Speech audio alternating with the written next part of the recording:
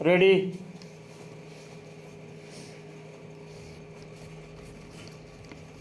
Start.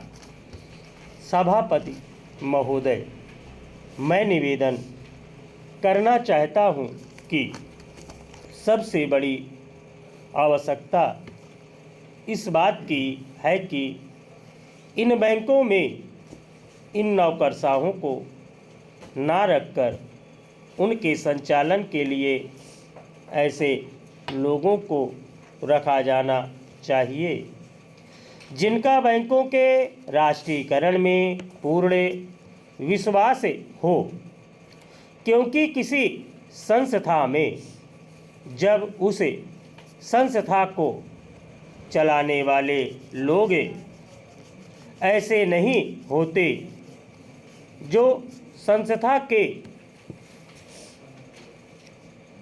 कार्यक्रम में विश्वास रखते हों, तब तक यह संस्था कभी सफल नहीं हो सकती। मेरा कहना यह है कि हमारे देश में सार्वजनिक उपक्रम जो असफल है, उसका सबसे बड़ा कारण यही रहा है। जितनी भी असफलता हुई है, उसका कारण हमारी नौकरशाही रही है। जिस नौकरशाही को समाजवाद में बिल्कुल भरोसा नहीं है, उसका सदा बोलबाला रहा है। इसका परिणाम यह रहा है कि एक ओर तो इस देश में छोटे छोटे मामलों में बराबर देरी होती गई है, निर्णय नहीं लिए गए हैं, और दूसरी ओर उसके होने वाले लाभों से गरीबों को दूर रखा गया है। बैंकों के राष्ट्रीयकरण के बाद इस बात की आवश्यकता है कि बैंक गांवों में जाते।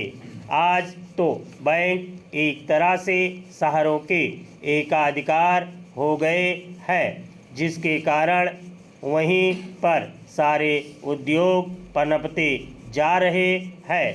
शहरों की जनसंख्या बढ़ती जा रही है और अलग अलग तरह की समस्याएं उत्पन्न हो रही है।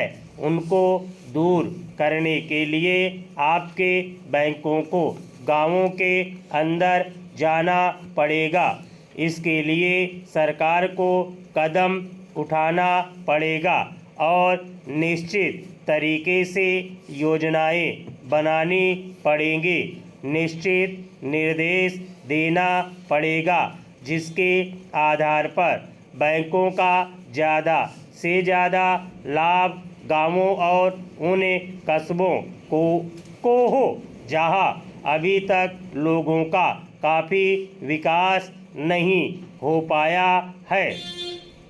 सभापति जी, सांप्रदायिकता और जातिवाद इन दोनों के विरुद्ध सभी राजनीतिज्ञ हैं और जो इन दोनों से लाभ उठाना चाहते हैं, कम से कम मौखिक रूप से तो वह भी यही कहते हैं कि सांप्रदायिकता बुरी है, जातिवाद बुरा है। मैं तो यही मानकर चलूँगा कि जब पूरा देश यह कहता है कि ये दोनों चीज़ें बुरी हैं, तो सचमुच सभी यही चाहते हैं कि ना सांप्रदायिकता रहे और ना जातिवाद रहे।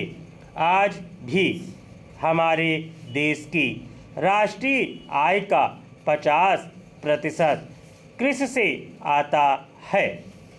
हमारे देश के कुल निर्यात के सामान में 70% कृषि उत्पादन की चीज़ें शामिल होती हैं। स्टॉप।